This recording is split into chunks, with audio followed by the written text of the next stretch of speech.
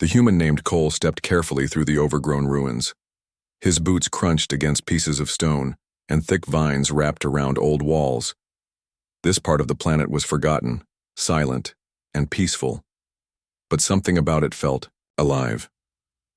He had come as part of a peacekeeping team, sent from Earth to help rebuild trust between humans and the alien race called the Yalari. Cole was an engineer, not a soldier. He didn't carry a weapon. Just tools, a backpack, and quiet curiosity. The sun was setting. Golden light fell over the ruins as Cole entered what looked like an old temple. Tall stone pillars stretched to the sky, cracked but standing strong. Inside, the air was cooler. Dust floated gently in the beams of light, and then he saw her. She sat in the shadows, still as a statue. Her skin was pale blue with a soft glow from the light. Her long silver hair fell across her shoulders like silk. She looked calm, quiet, but also very tired. Her legs were stretched out before her, unmoving. For a moment, Cole thought she might be a sculpture, but then her eyes opened. They were large, purple, and full of thought. "I didn't call for help," she said softly. Cole paused, unsure what to say. "I didn't know anyone was here," he replied. "I was just exploring." The woman nodded slowly. "They say this place is haunted, that's why no one comes." "I'm not afraid of ghosts," Cole said with a small smile. She looked at him with mild amusement. "Then you're either brave or foolish." He took a step closer. "I'm Cole, from Earth." "I know. Your kind walks heavily," she said. "You're the human engineer." Cole was surprised. "You've heard of me?" "Everyone in the village has. You fixed the water purifiers." He scratched the back of his head. "That was just a small patch job." She tilted her head. "It saved dozens from sickness. Small things matter." There was a short silence. Then Cole gently asked, "Do you live here, alone?" Her eyes lowered. "I do not live. I stay." Cole looked at her legs. They were thin and unmoving. He noticed soft metal rings wrapped gently around her ankles, maybe old supports. "Were you hurt?" he asked. She gave a quiet laugh, but it sounded bitter. "Hurt? Yes, 20 years ago. A shock wave struck this place. I was caught in it. I survived, but my legs didn't." He stepped even closer, now kneeling beside her. "Didn't your people try to heal you?" "They did," she said. "Every method, machines, energy, even prayers, but nothing worked. My nerves were unfixable. At least that's what they said." Cole frowned. "So they left you here?" She looked up at the ceiling. "Not in cruelty, in sorrow. I chose to stay where I fell. It became my peace." "But for 20 years?" She nodded. "Time is slower when you do not move." Cole sat down on the stone floor near her. "I've seen injuries like this before. Not often, but sometimes. Back on Earth, we had ways to help." "You think your simple methods will succeed where ours failed?" she asked with no anger, just honest doubt. "I don't know," he admitted. "But I'd like to try, if you'll let me." She turned to him again, this time with a long, searching look. "You're not like the others. They came with machines and promises. You came with hands and silence." Cole smiled. "That's because I don't promise anything. I just work." She smiled too, barely, but it was there. "Then work, human, but do not hope too hard." And so, beside the broken temple under the fading sun, a human and an alien began something that others had stopped believing in, a chance. The next morning, Cole returned to the temple with a bag full of tools and supplies. He didn't expect a miracle, but something in Laria's eyes had stayed with him. She had accepted his offer, but not with hope, with quiet acceptance like someone waiting for nothing. Laria was already awake. She sat the same way, her back straight, her legs unmoving. When she saw him, she raised one eyebrow. "You came back." "I said I would," Cole said, placing his bag down beside her. "You brought your earth tools?" she asked, a small smile on her lips. "Just a few. Nothing special." a heating pad, pressure gloves, some homemade muscle stimulators. She looked at the strange items with mild curiosity. Our healers used machines with lights and voices. Your things look old. Cole chuckled. Yeah, but sometimes old tricks still work. I'm not here to fix you. I'm here to try something different. She grew quiet. Why would you try? You don't know me. He thought about the question. Then he answered honestly. Because you didn't ask for pity, and because I don't like giving up before trying. She turned away slightly. Hope hurts. That's why I stopped allowing it. Cole sat beside her and opened a soft cloth. Inside were warm pads and a hand-sized device with tiny rollers. Then don't hope, just sit back and let me do the work. Lyria sighed but nodded. He started by warming her feet with the pad. Her skin was cold to the touch, even in the warm air. He gently moved her toes, one by one, then used the rollers on her calves. Do you feel this? He asked. No. I can see it, but not feel it. Cole made notes in a small journal. He worked carefully, using small movements and watching for any reaction. After an hour, he stopped and wrapped her legs in soft cloth to protect them. That's enough for today, he said. Lyria looked at him. That was the first time someone touched my legs in 10 years. He glanced at her, surprised. Really? After the last failed treatment, they stopped. Even I stopped. Cole didn't know what to say, so he simply nodded. Well, we're starting again. For the next few days, Cole returned every morning. Each time, he brought new ideas: gentle stretching, warm cloth therapy, slow muscle, taps.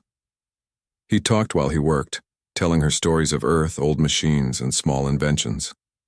At first, Lyria listened without speaking, but slowly she began to share too. I used to run, she said one afternoon. My steps were fast, light. I would race the wind. You must have been fast, Cole replied, smiling. She nodded. I was. My people believed in dancing with the sky.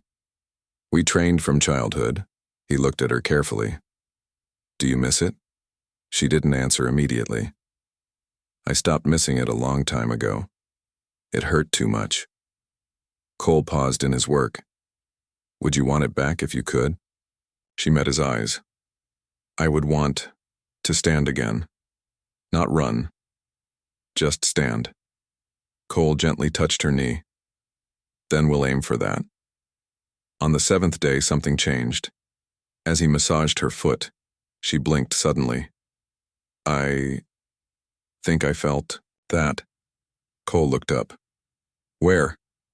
Here. She pointed to her heel. It was small, like a breeze, but it was something. He sat back, blinking. Then a smile spread across his face. That's the start. Lyria didn't smile, not fully, but her eyes had something different now. Not quite hope, but no longer emptiness. As the day ended and the sun sank behind the temple walls, Cole packed up his things. Before leaving, he looked back at her. I'll be here again tomorrow. I know, she said softly. What changed your mind? He asked. Lyria stared at her hands. You didn't offer magic. You offered time. That's more rare than any machine. Cole nodded, then stepped into the fading light. Behind him, Lyria whispered to herself. I felt something. And for the first time in 20 years, that tiny feeling was enough to make her believe. Just a little. The next day, Cole arrived even earlier. A light morning mist covered the temple ruins and dew sparkled on the leaves. He walked quietly, careful not to break the silence of the morning. Lyria was awake, watching the sky from her stone seat. She turned her head when she heard his footsteps. You're early. I couldn't wait, Cole said, setting down his bag. You said you felt something yesterday. That changes everything. She gave a small smile. You are more excited than I am. He sat next to her. Because I've seen how the body works. Sometimes healing is slow, but once it starts, it can go farther than anyone expects. Cole took out a soft elastic strap and a small round device that gave off a low vibration. "What's that?" she asked, looking at the tool. "A muscle stimulator," he explained. "Very simple. It helps your nerves wake up if they're ready." He placed the device gently on her calf and turned it on. A soft hum filled the air. Lariah didn't speak. She closed her eyes, focusing. After a few minutes, she opened them again. "I feel something strange. Like a buzzing." "That's good," Cole said. "It means your nerves are still alive, just weak." Lariah looked at her legs. "Then why did the other machines not work?" Cole thought for a moment. "Maybe because they were too advanced, too fast. Your body needed time, not pressure. Humans use slower methods sometimes. Hands, heat, pressure points." She raised her brow. "That sounds like a healer's job, not an engineer's." Cole smiled. "I'm both. My dad fixed machines. My mom helped people walk again. I learned a little from each." Lariah laughed softly. "No wonder you're strange." He grinned. "Thanks." They continued with the therapy. Cole used his hands to gently massage her legs, applied soft pressure at her knees, and moved her feet in circles. With every session, Lariah showed more signs of feeling. Later that day, as the sun rose higher, Lariah spoke quietly. "When I was a child, we were told that humans were loud and proud, always rushing, always fighting. And now?" Cole asked. "You're patient," she said. "Kind, gentle. That's not what we were taught." He wiped sweat from his forehead. "Humans can be many things, some loud, some quiet, but most just try to help in their own way." She nodded slowly. "I think I believe that now." Each day after that, Cole brought something new. On one day, it was a set of soft weights made from old fabric. Another day, he brought a wooden bar for her to grip, built from tree branches and metal pipes. He placed it across 2 stone blocks. "Hold on to this and try to pull yourself forward. Even a small shift will help." Lariah tried. Her arms were strong, and she managed to lift her upper body slightly. Cole supported her legs so they wouldn't twist. She trembled, but she moved. "I haven't done that in years," she whispered. "You're doing great," Cole encouraged. They trained like this for several days. Lariah grew stronger, and her eyes started to shine. Her voice became firmer. She laughed more. The ruins, once silent and cold, began to feel full of life again. But one afternoon, Cole noticed something strange. As they worked, he saw a small group of aliens watching from behind the broken pillars. They didn't come close, only stared. "Friends of yours?" Cole asked. Lariah looked over and sighed. "They are from the village. Some come to see if the rumor is true, that I'm healing." Cole nodded. "That's not a bad thing, is it?" She looked unsure. "Not everyone sees healing as a blessing. Some think I was chosen to remain this way, that standing again breaks ancient beliefs." Cole paused. "Do you believe that?" She looked him in the eyes. "I believe. I want to try. That's enough for me." Cole gave her a quiet smile. "Then we'll keep going." And with that, he helped her lift herself once again. The Watchers said nothing, but they didn't leave either. Something was changing, in her body, in her spirit, and in the world around her. The wind was soft that morning. Sunlight filtered through the tall trees above the ruins, casting warm patterns across the old stones. Cole arrived with a new idea in his head and a wooden frame in his hands. Lariah was already waiting, her silver hair gently moving in the breeze. She looked stronger. Her back was straighter now, and her voice carried more power than before. "You brought another strange invention," she said, eyeing the frame. "This is a walker," Cole explained, placing it down. "We use it on Earth to help people take their first steps again." Lariah looked at it quietly, then at her legs. "I'm not ready to walk." "Not yet," Cole agreed, "but I think you are ready to stand." Her eyes met his. For a long moment, neither said anything. Finally, she nodded. "Let's try." Cole placed cushions under her knees and positioned the walker in front of her. Then carefully he lifted her up from behind, guiding her hands to grip the sides of the wooden frame.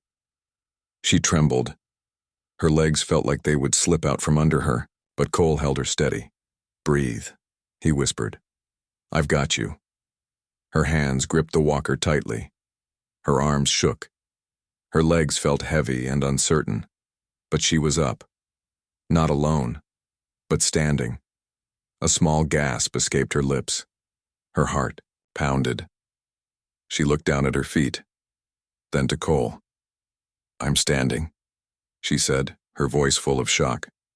"You are," he said with a smile. "You're doing it." She laughed softly. It was a sound that hadn't come from her in years. Tears filled her eyes as she stared ahead. "I remember this feeling. I used to dance under the moons. I used to race through the wind fields. I thought I had forgotten what standing felt like." Cole's voice was quiet. "The body remembers. Sometimes it just needs a reason." She stood for almost a full minute before her strength faded. Gently, Cole helped her lower herself back down onto the stone platform. She leaned against the pillar, breathless but glowing. "I didn't think I'd ever feel the ground under me again," she whispered. Cole sat beside her. "You didn't just stand. You remembered who you were." She turned to him, her face calm but strong. "No, I'm not who I was. I'm becoming someone new." That afternoon, they didn't do any more therapy. Instead, they talked. Lariah told him stories from her youth, how she once led sky dances during the Festival of Light, how her village believed walking connected the spirit to the planet's energy. She shared how, after the blast that damaged her body, many believed she had been chosen by fate to remain still like a stone guardian. "They said I became sacred," she said, "but I only felt forgotten." Cole listened quietly. He didn't interrupt. Then he said, "Maybe standing again doesn't break your past. Maybe it honors it. Maybe you were meant to rise after the waiting."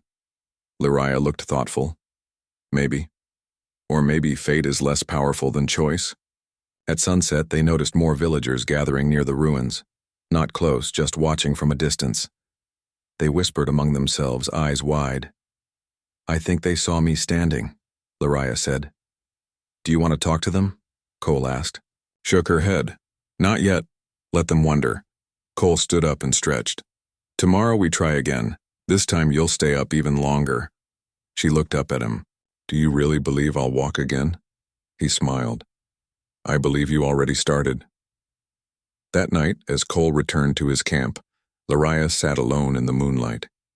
She touched the ground with her hand, then placed it gently on her thigh. For 20 years she had felt like part of the ruins, silent, unmoving, left behind. But now, with each breath, with each stretch, with each memory returning, she felt something she hadn't in a long time. She felt alive again. The sky was bright blue, and the morning breeze was fresh when Cole arrived at the temple ruins again. Birds sang in the trees above, and the sound of leaves dancing in the wind filled the air. Lariah was waiting, sitting taller than ever before. Her eyes sparkled as if they were holding in something. Excitement, maybe even joy. She greeted Cole with a smile.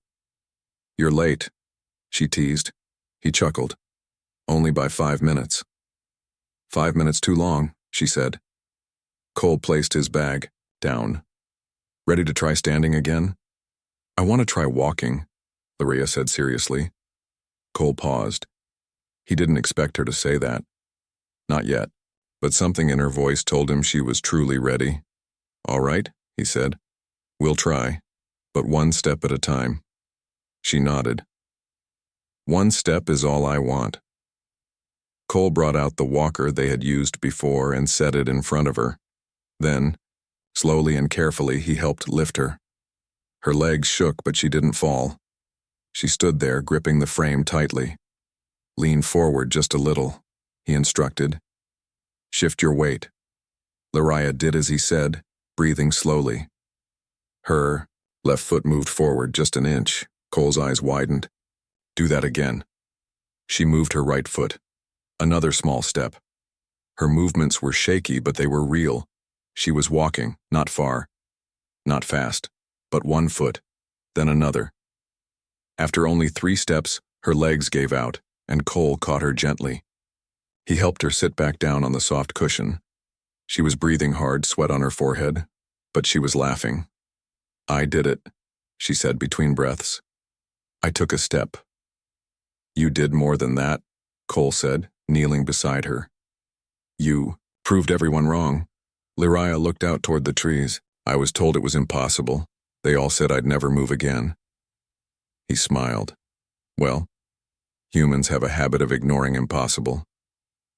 Just then, a soft voice came from the shadows. "We saw you." Both Cole and Lyria turned.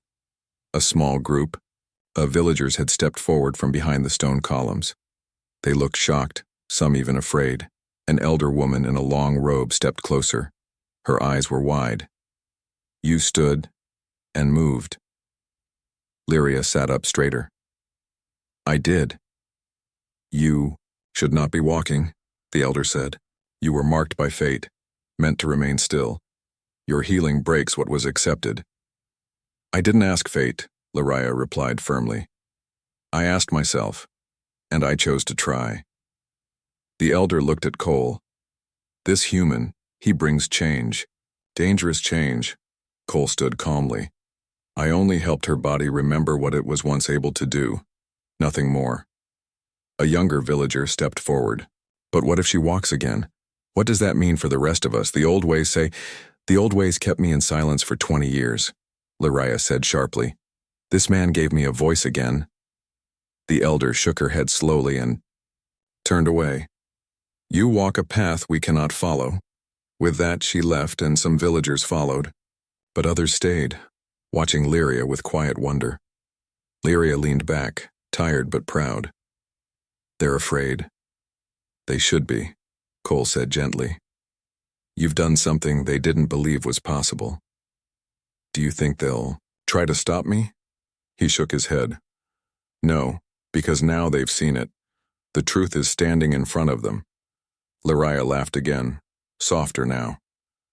"I stood. I stepped. Next, maybe I'll dance." Cole smiled. One step at a time. They both sat in the sunlight, resting. Around them, the ruins no longer felt cold or forgotten. Life had returned. The temple that once held stillness now echoed with the sound of strength, and, far away in the minds of those who watched, something had begun to change too. The days passed and Lyria's steps grew stronger. Each morning Cole arrived at the temple ruins, and together they worked on balance, strength, and courage. Lyria could now stand without support for minutes, and she walked several steps. With the walker, word spread quickly through the nearby village. Some came to watch, curious and hopeful. Others whispered warnings. Not all were happy with the change. One afternoon, as the sun dipped low, a group of elders arrived. They were tall, wearing traditional robes, faces marked with age and authority. Their eyes showed concern and anger. Lyria was sitting on the stone platform when they approached. Cole stood quietly beside her, ready but not eager for conflict. The eldest elder spoke first, her voice calm but firm. "Lyria, you have broken the sacred law. You were chosen to remain still, to guard this place with your silence. Your walking dishonors the past." Lyria met the elder's gaze. "I did not break any law. I chose to live again, to stand, to walk." The elder's eyes narrowed. "Your choice threatens our beliefs. If others follow, the old ways will be lost." Cole stepped forward. "The past is important, but progress is part of life. Healing and hope are not threats. They are gifts." Another elder spoke, his voice low and bitter. "This human interferes where he should not. The ways of your people are not for outsiders." Lyria shook her head.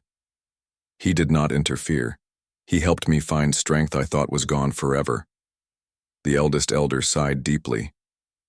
"We cannot allow this. Your actions could bring unrest."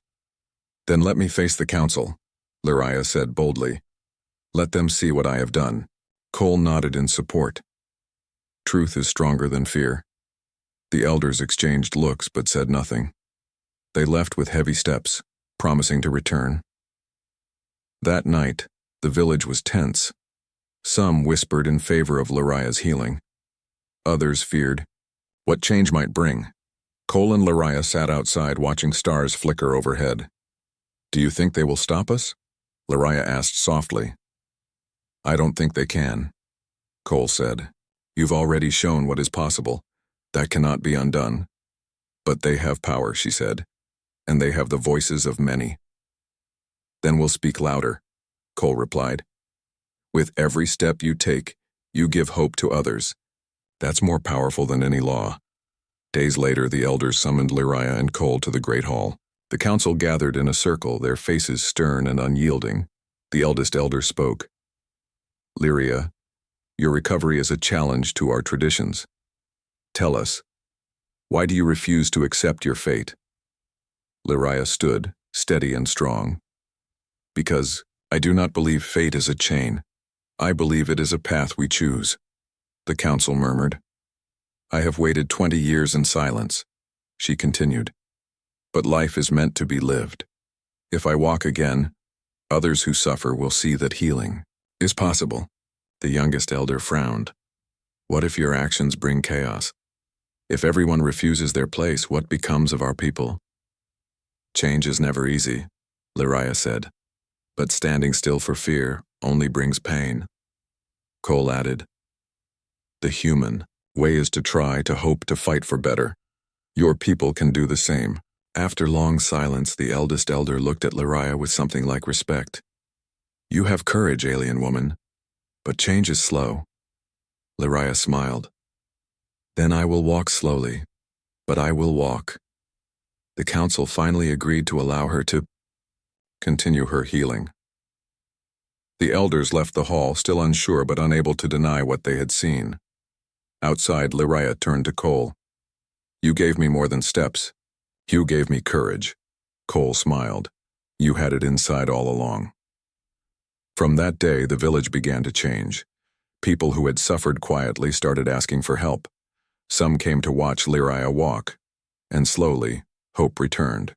Together, human and alien showed that even the strongest traditions could bend when faced with the will to live. The sun was warm and bright over the village. Laria stood near the edge of the temple ruins, taking slow, steady steps. This time she did not use the walker. Her legs were strong enough to carry her with only a little support from Cole's steady hand. The villagers gathered quietly, watching her walk. Some eyes were wide with surprise. Others shimmered with hope. The air felt full of new energy, like something old had ended, and something new was beginning. Laria stopped and looked around. She saw faces she knew, children who had never seen her move, elders who had doubted, neighbors who had whispered in the past. Now they stood in silence, watching a miracle unfold. Cole stood beside her, smiling quietly. "You're doing it," she nodded. "I never thought I would walk again. But now it feels natural, like I was only waiting to remember." The eldest elder, who once opposed her, stepped forward slowly. His eyes were soft, and his voice gentle. "Lyria, you have shown us that life can change, that even the hardest chains can be broken." Lyria bowed her head slightly. "Thank you. I walk not just for myself, but for all who suffer." The elder smiled. "Then we will help. The village will build places for healing. We will learn from your courage." Laria looked at Cole, her heart full. "You saved more than my legs. You saved my hope." Cole shook his head. "You saved yourself. I only held your hand." From that day forward, the temple ruins became a place of gathering and healing. People came from far and wide to learn the new methods, combining human care and alien knowledge. Lyria led the efforts, guiding others who had lost hope. Children who could not walk were lifted and taught to stand. The village grew stronger and closer. One afternoon, as the sun began to set, Cole and Laria sat together on the temple steps. A young girl approached them. Her legs were weak and her eyes shy. "Can you help me stand?" the girl asked softly. Laria smiled warmly and took the girl's hand. "Yes, and you will walk too." Cole looked at Laria, proud and happy. You started something bigger than you imagined. She nodded. It was never just about me. It was about standing tall, together. As the stars appeared in the night, sky the temple glowed with new life and hope. An alien woman who could not walk for 20 years now led a community of healing and strength. And beside her, a human stood, not just as a helper, but as a friend, a partner, and a symbol of what hope and care can achieve.